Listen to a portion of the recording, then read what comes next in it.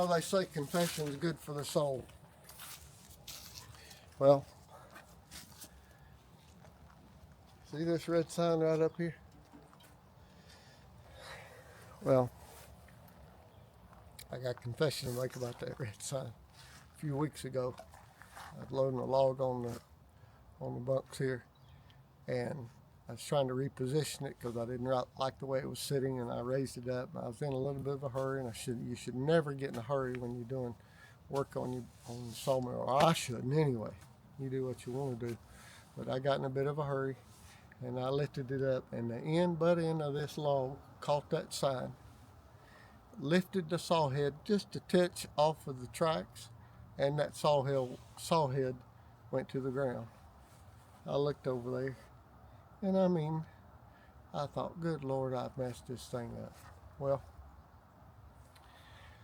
the blade was ruined. It bent the blade. The blade got hung on the rail here. Took the blade off.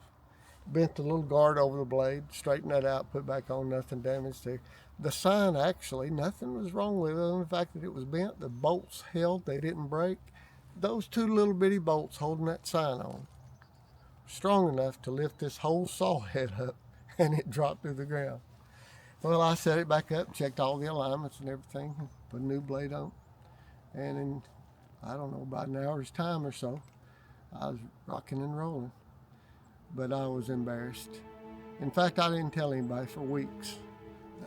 I was, you know, you don't like to mess up, or I don't, but I did.